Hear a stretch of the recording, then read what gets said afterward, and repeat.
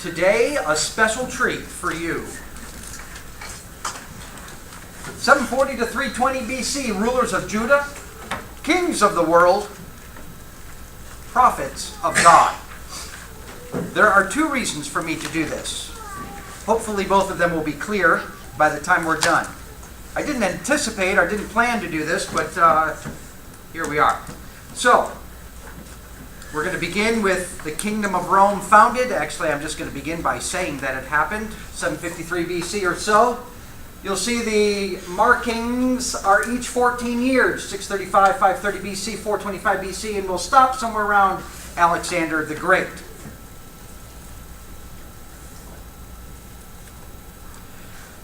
We're starting in 740 because that's where I want to start.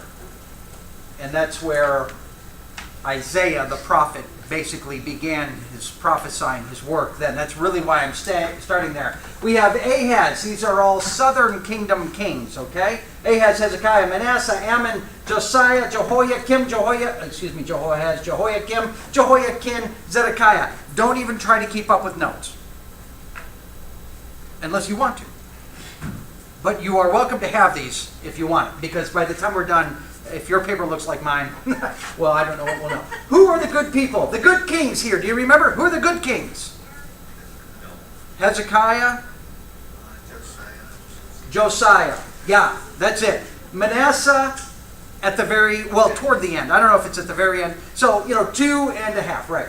Okay, those are not the only rulers. So Zedekiah is the last to rule as king, but then Babylon will set up Gedaliah. Do you remember what happens to Gedaliah? Yeah, he's murdered.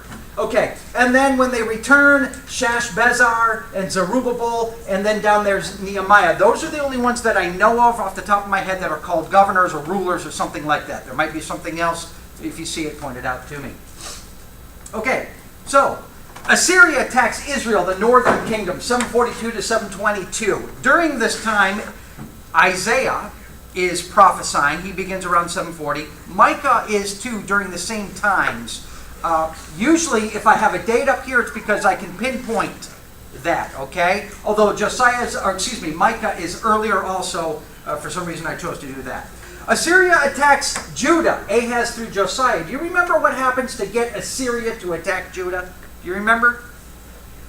You might remember this part. Pekah, when I have my computer, I can't draw. It's really a bummer. So here's Remaliah from Syria and Pekah from Israel come down. I might have those two names reversed. And they start beating up on Ahaz. So Ahaz gets on his cell phone, calls Tiglath-Pileser, whose friends call him Pul, and say, come over and help me. And he comes and he helps. And he shows up and he never leaves. Assyria doesn't leave that. Okay, during that time we have Nahum. He'll be prophesying somewhere between 640, 664 and 612, and Zephaniah 640 and 609. So we have them. Then there will be a regime change in the world. That's why the map changed. You were all excited to see that background map change. I know you were. Thank me very much. Babylonian Empire. Nabopolassar. He is going to be the ruler. He rebels over here in Babylon. He rebels against the Assyrian king in 627 BC. He'll reign till 606. 627, now, really this is a period of transition, but I'm going to say for the fun of it, right now, Babylon is king. Now, we said a few weeks ago, something else happened in 627 BC. When Nabopolassar was called by God, God called somebody else too. You remember? The Egyptian? No. Not quite yet. You're getting there, but not quite. Jeremiah. He began prophesying in 627 BC. You can open up Jeremiah chapter 1, and there you go, 627 BC. Of course, it doesn't say 627, but when you do the math. Okay, so Jeremiah prophesies. Now, back down here, Nabopolassar conquers Ashur, Nineveh, Haran. I got to use the pointy thingy. So Ashur, he comes up from Babylon down here. He goes, wham! 2 years later, wham! 2 years later, he comes over to Haran. And then about a year later, comes over to Carchemish. And that's when Egypt is coming up. Necho comes up. And Josiah dies in Megiddo right there. And Necho goes up to Carchemish and gets beaten, okay? During this time, Jeremiah will prophesy. Jeremiah chapter 26 is 609. You can open up, do the math, and you say, oh, Jeremiah chapter 6 is 609. Now, I am putting in chapter 7 through 20 right there. I don't actually know if they go there. I think they do, and that's it. And so when we study it, that's how we're going to study it, I think. But, Jeremiah 1 through 6, Jeremiah chapter 26, and then, down here, Nebuchadnezzar. He rules from 606 to 562 BC, okay? So Nabopolassar is Nebuchadnezzar's father. Nabopolassar rules from 626 to 606. In 606, Nebuchadnezzar will come over, beat up in Carchemish one last time, and that's when Babylon is definitely ruling the world at this time. He conquers Judah in 606. Daniel is exiled. We read that, right? Around 601, our text says Egypt no longer comes out. So Egypt is now bye-bye. You don't hear much about Egypt after this. See, it's a struggle for who dominates the world, and essentially, we don't really hear of Egypt again to 2017. In 597, Ezekiel is exiled.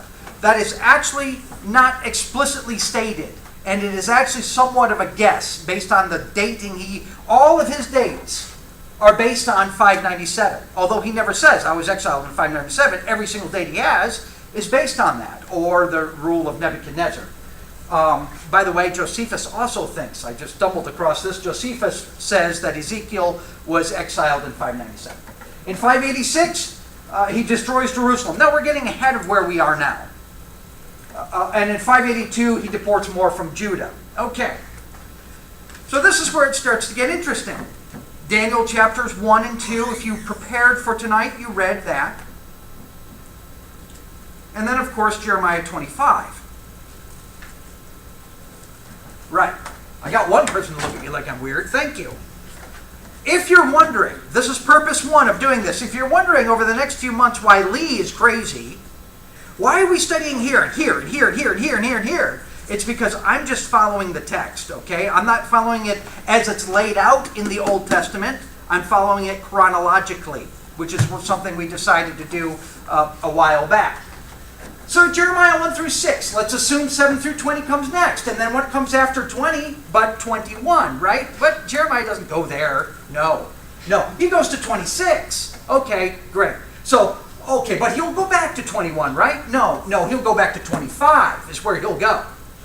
Okay, I don't know why. But after 25, 26 comes 27, right? And that's why we're going to go to 35 through 36, and we're not going to go to 27 next. Because Jeremiah doesn't. Okay? And then we're going to go to chapter 45, verse 1 through 49, 33. And you notice I have the verses in there, not only just the chapters, because then, in 605, some 7 years later, he'll finish chapter 49. Actually, I said he'll finish chapter 49.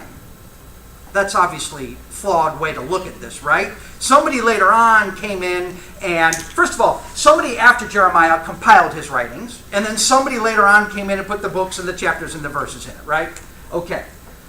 But my point is, between 49:33 and 49:34, there's 7 years. That's why we're not going to go right from chapter, we're going to stop there, and then we're going to go to chapter 21. Whew, finally.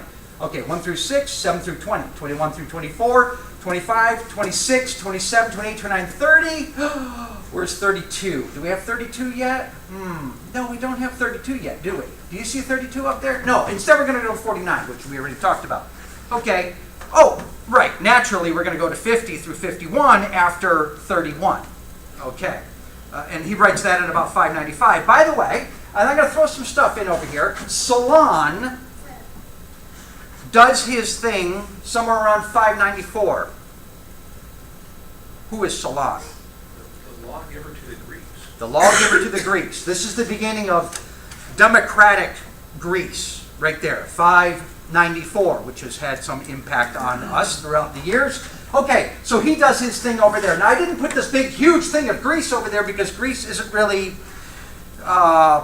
big yet. In fact, there will always be kind of small, except for when Alexander the Great comes along. All right, then Ezekiel 1 through 23. 593 through 591 is when he writes these.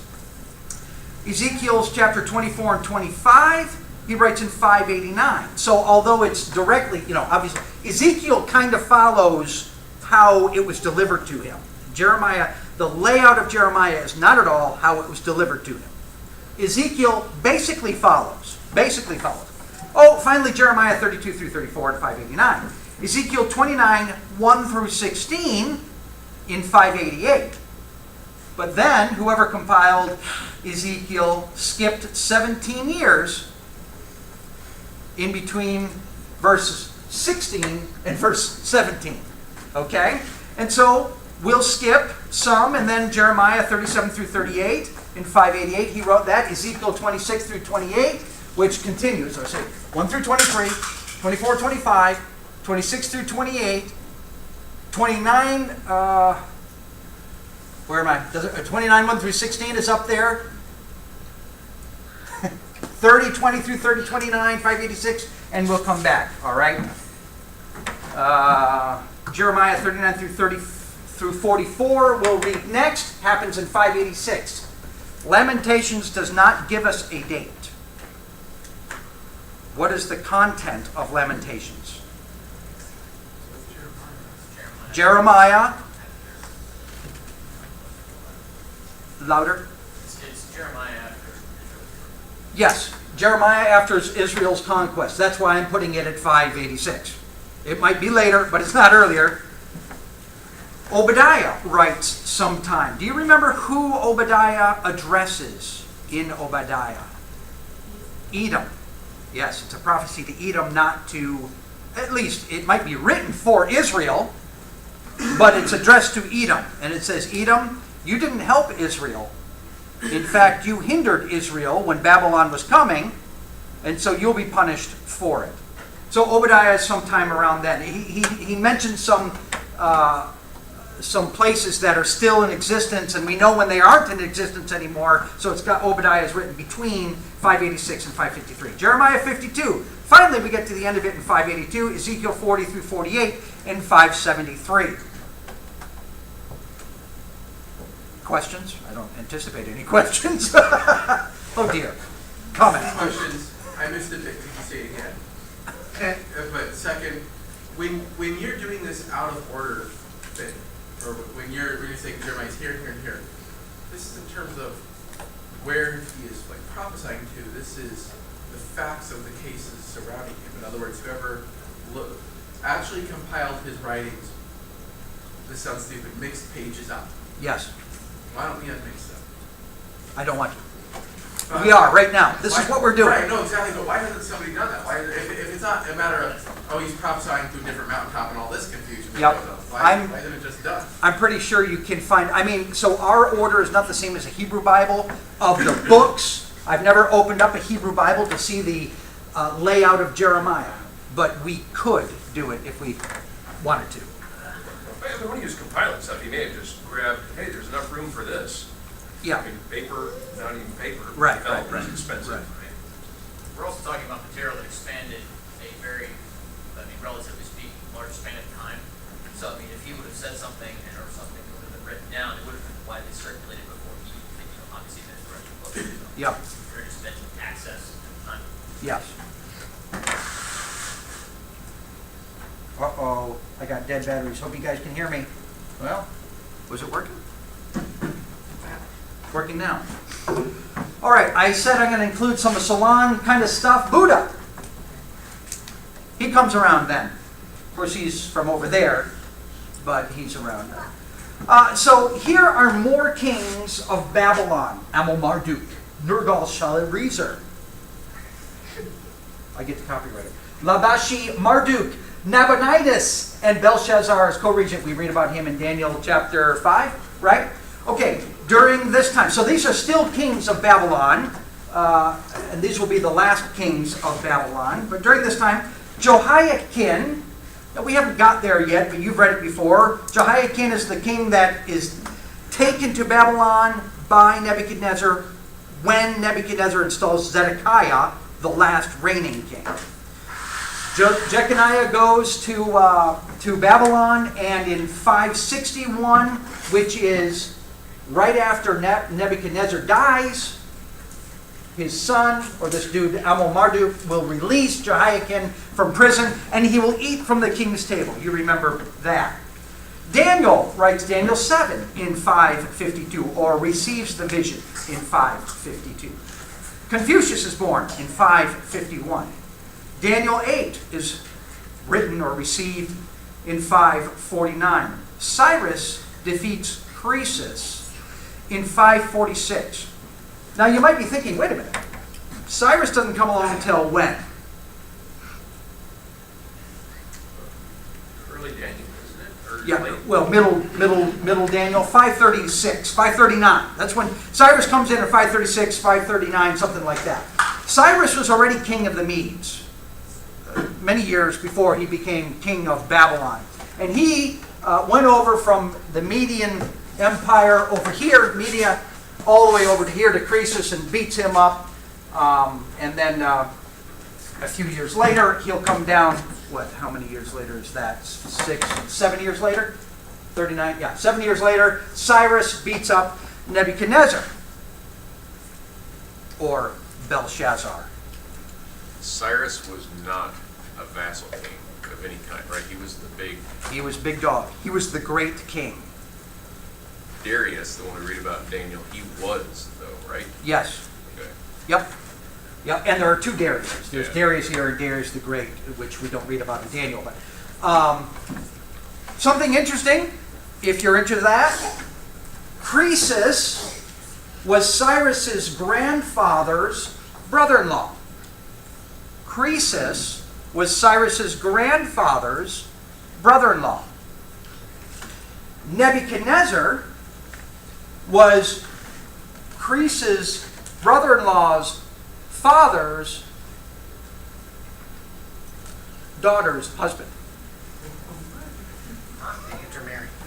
Okay. I need a map for that.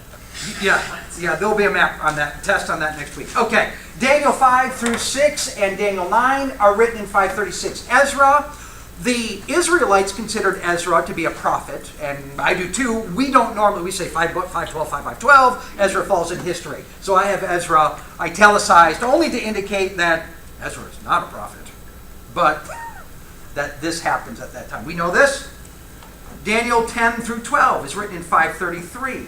Ezra chapter 4 covers a span of from 532 to 464. It is mostly about a letter written to Artaxerxes, which, although in Ezra, it's early in Ezra, but in reality it happens after almost everything else we read about historically in the New Testament. The Old Testament. More about that in a second. So, Ezra 5. Haggai, all of Haggai, and Zechariah 1 through 6 occur in 520. Rebuild the temple. Zechariah 7 through 14 has nothing to do with the temple. Happens in 518. Ezra 6, they rebuild the temple, and they finish it in 516. Malachi, or if you're Italian Malachi, right? The Italian prophet, he prophesies sometime. We don't have a date. I threw that one in there for free. We don't have a date exactly when it was. Although he uses the word governor. And the word governor is used in the Old Testament only for a few people. Like Zerubbabel, I think. Maybe Gedaliah. I forget if he's called governor. But Nehemiah is called the governor. Okay? So the wording, the language seems to indicate maybe later than that. The Republic of Rome. Rome in 510 changes from a kingdom, ruled by multiple kings, by the way, to a republic. They receive the House of Representatives. This also has impact on our nation. The Battle of Marathon occurs in 490. Esther occurs in between 485 to 464. And you notice that I have these little dots going up to here to Ezra 4 because Esther occurs in that, sometime in this time frame. So does Nehemiah also, which I think is next. Thermopylae, the Battle of Thermopylae, more about that in just a second. And then Ezra 7 through 10, and finally Nehemiah, the whole book, 442 through 432. Questions? More. Just a second. Still a corner that's empty. Hot Springs. Say it again? I'm just saying there's still a corner that's empty. Yes. Don't worry. Socrates, Plato, and Aristotle. You know who they are? 470, 428, 384. These are their birth dates. Now, finally to get down here. Croesus is defeated by Cyrus in 546. So that means Persia owns Turkey, Asia. Asia Minor is what we call it, right? They call it Asia. Persia owns them. In 499, there's called the Ionian Rebellion, and Cyrus installed tyrants. That was a technical term, not just somebody who's really bad. It was actually different than that. But installed a tyrant over them. Well, they got sick of that, because who wants to be ruled by anybody? Even if he's a good guy, you don't want to be ruled by somebody else. You want autonomy. And the Greeks were used to their autonomy, and so they rebelled. Well, it didn't go very well for them, because here comes Darius the Great in 490, and he goes over to Marathon, and he gets in a big fight, and he loses. But he's still king of the world. And so he gets his dander up. Xerxes, his son, will go back in 480 with the biggest army that the world has ever seen. It took them 7 days to cross the Hellespont. Millions. They had boats. They had more boats than anybody had ever seen. He goes over, and at the Battle of Thermopylae, which is the one where there's the little crag there, and where, 70 soldiers died in the first 3 days or something like that. Well, 70 of the Greeks died. Well, hundreds and hundreds and hundreds and thousands, not of thousands, of, I want to say Palestinians, Persians died, right? You guys know that story, I'm sure. Well, he doesn't lose this one. Xerxes does not lose, and they take over Greece, almost all of Greece. Athens is burned, bad things happen. Now, this is what Herodotus, you've heard me, you've probably read some of him, Herodotus writes about this. His question is, what led to Athens being burned? So that's what his story is about. Well, Athens is burned by Darius Xerxes and Artaxerxes, his son, who doesn't do too much about it. Okay, but that ticks off the Greeks. Who wants to be burned this month? Nobody wants to be burned this month. So about 120 years later, Philip of Macedonian, not Greek, beats up the Greeks and says, we'll take you too. So now I'm Philip the Greek almost, and he gives Aristotle to his son. Remember, his son is educated, and his son says, you know what I'm going to do? I'm going to make up for the time that Athens was burned. And he marches across, and he takes over like a whirlwind all of Palestine and Persia and everywhere in the whole wide world. India, into the Bactria up here, right? Up this area. Here's the Indus River, which he crossed for a few days and then came back. Okay. And then that gets us into 240. That'll be another day for another time when the Ptolemies and the Seleucids, they all do their fighting. That's for another day. That's Daniel chapter 8 and Daniel chapter 10 and 11 and maybe a little bit into 12 depending on your interpretation. I want to go back here.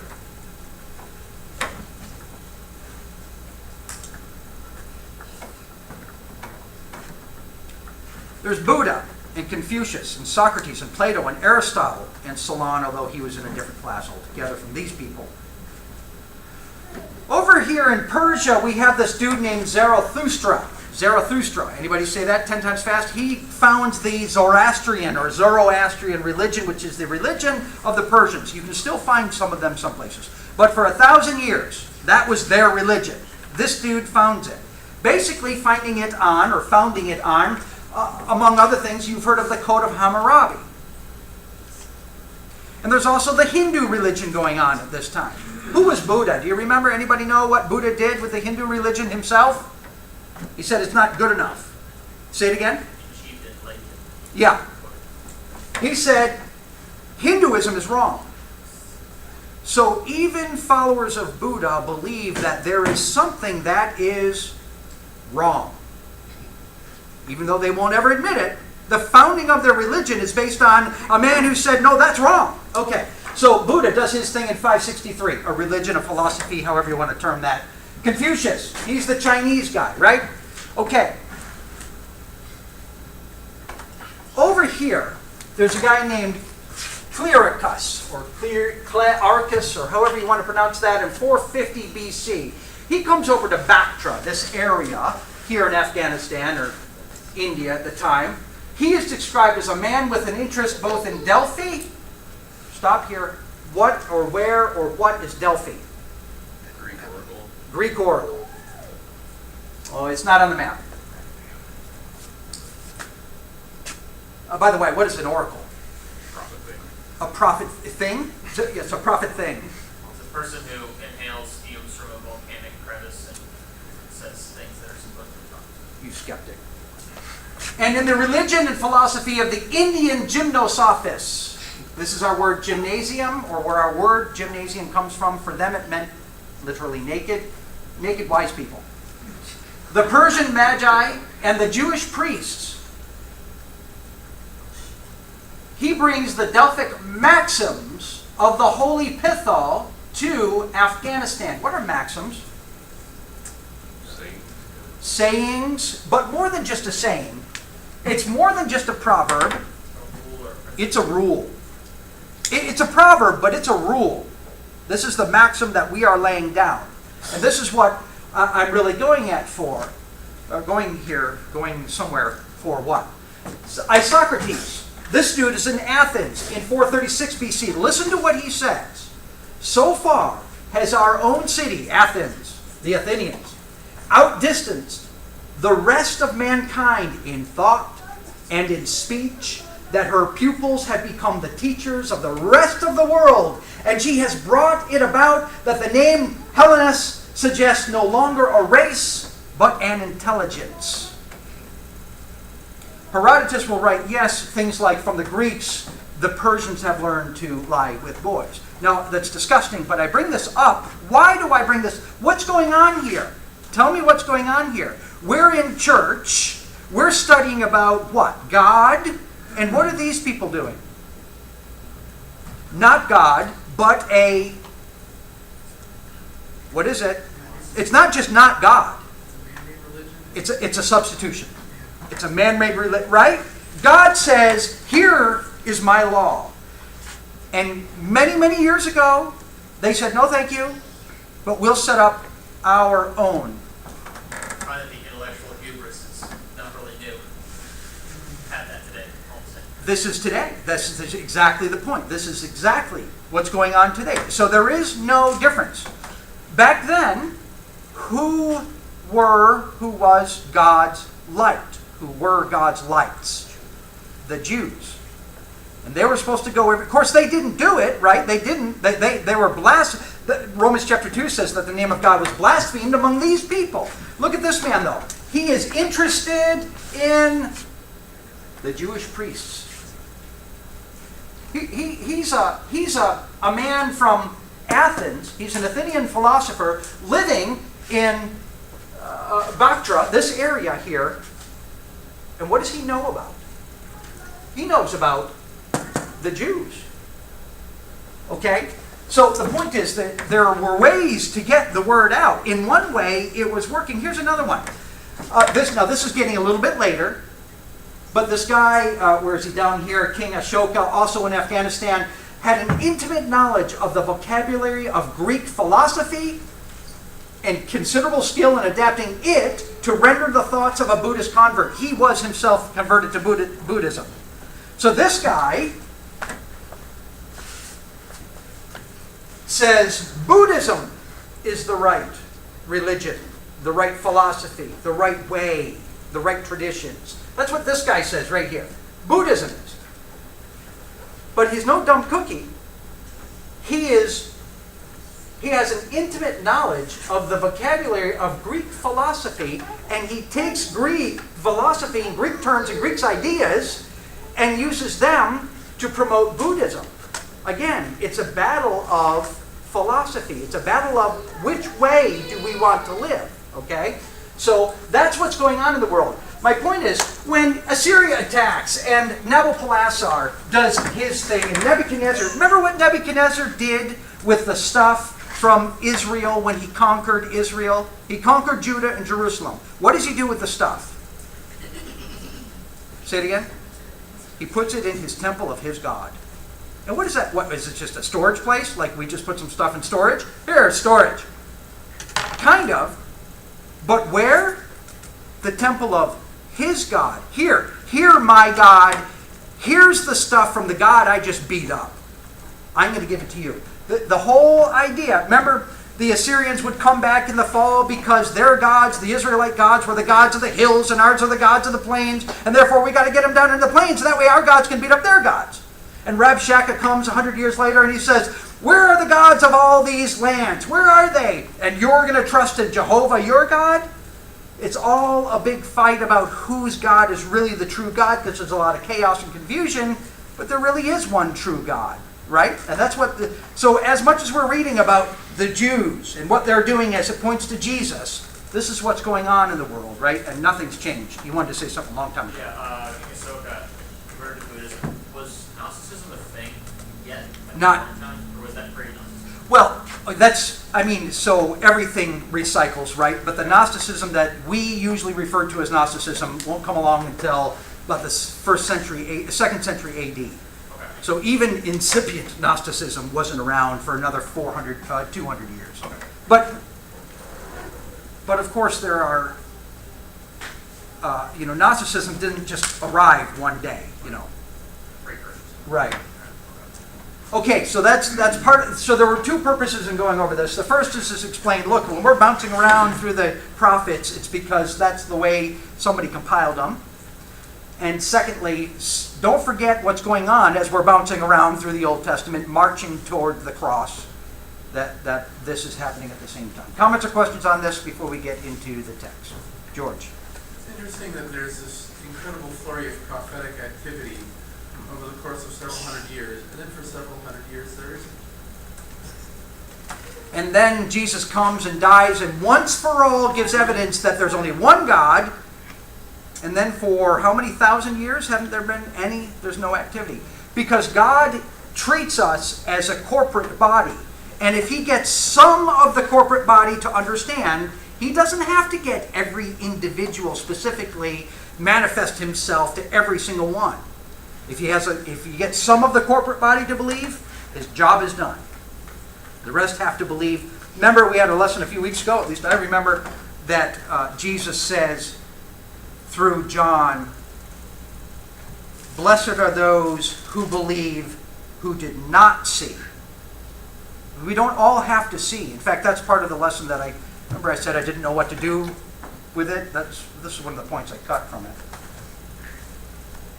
Okay. 2 Kings.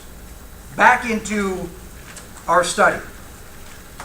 Josiah died in 609.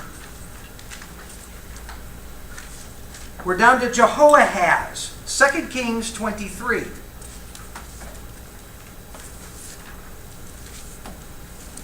Second Kings 23, Jehoahaz, verse, we'll start in 30, I believe. Yep, 30. 2 Kings 23:30. His servants, this is Josiah, who was killed in Megiddo by Necho. Verse 30. His servants drove his body in a chariot from Megiddo and brought him to Jerusalem and buried him in his own tomb. Then the people of the land took Jehoahaz, the son of Josiah, and anointed him and made him king in his place of his father.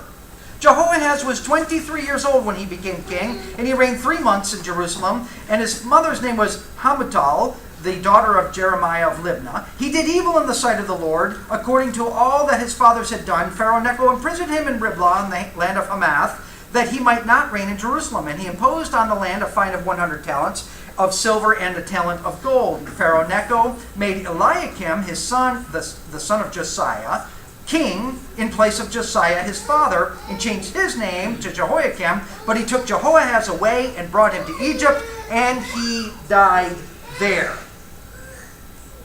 Some people have a chance to do something but amount to nothing.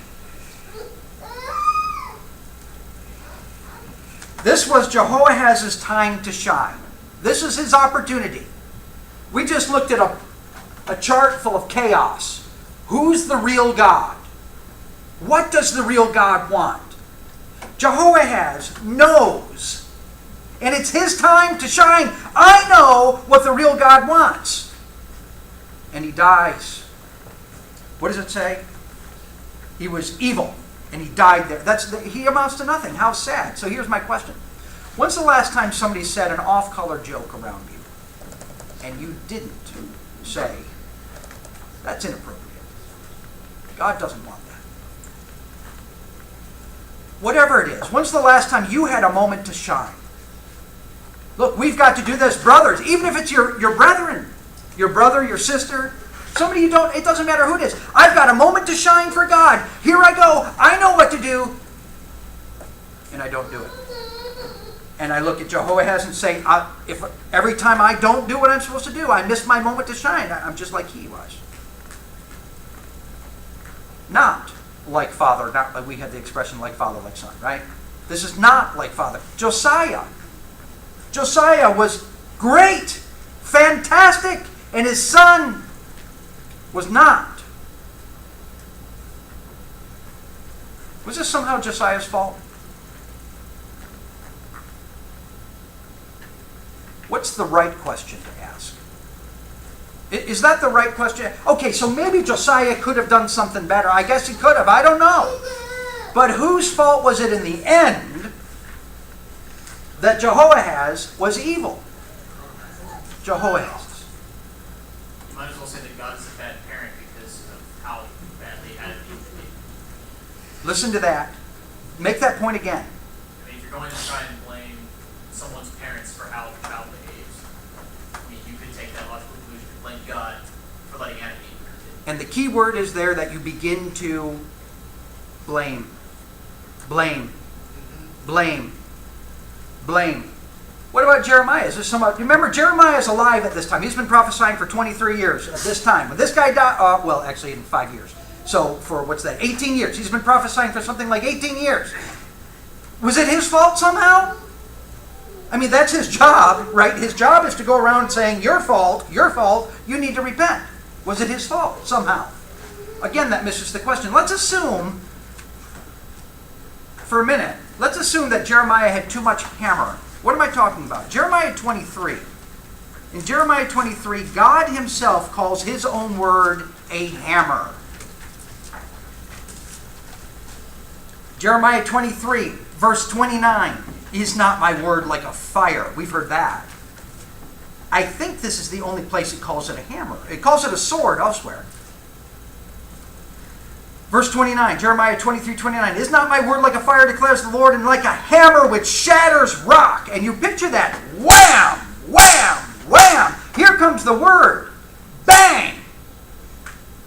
Maybe Jeremiah had too much hammer and not enough love. Maybe he did.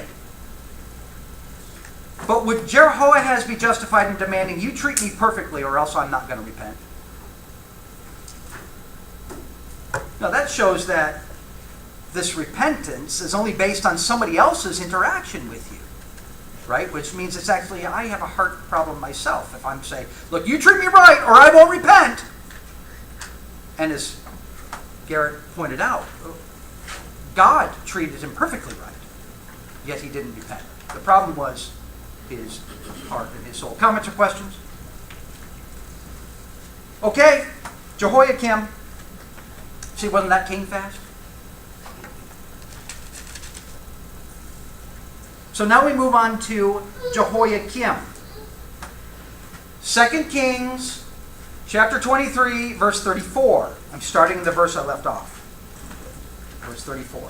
Pharaoh Necho made Eliakim, the son of Josiah, king in the place of Josiah, his father, and changed his name to Jehoiakim, but he took Jehoahaz away and brought him to Egypt, and he died there. So his brother dies.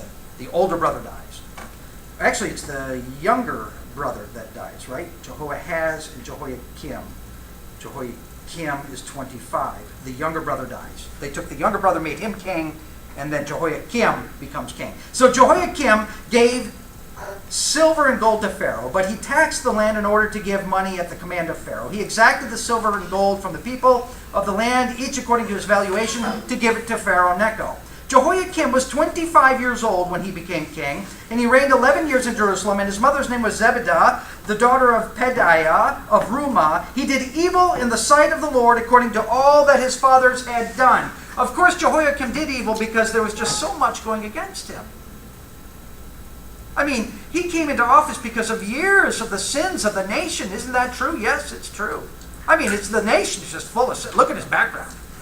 And then he came into office because of the mistake of his father. His good father made a mistake, and now he is in office after his son, his brother. His brother's full of sin.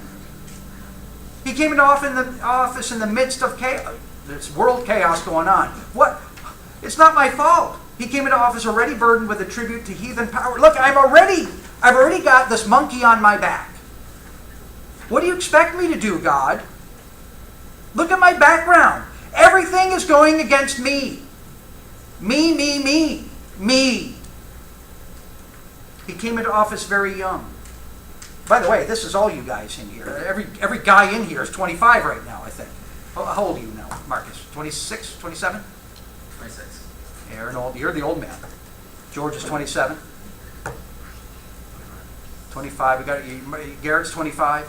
Well, I want to talk about John or Steve.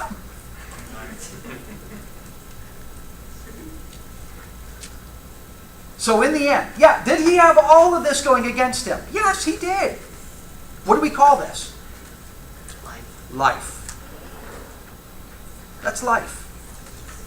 If you're given lemons, make lemonade. That's not in the Proverbs. But look, God has all that, and now the world would tell you, oh, it's understandable why you did what you did, Jehoiakim. It's understandable. No, you're not to blame, but God has a totally different standard, right? He says, it doesn't matter. You do what I tell you to do. Some people have many chances to do some things, but amount to nothing.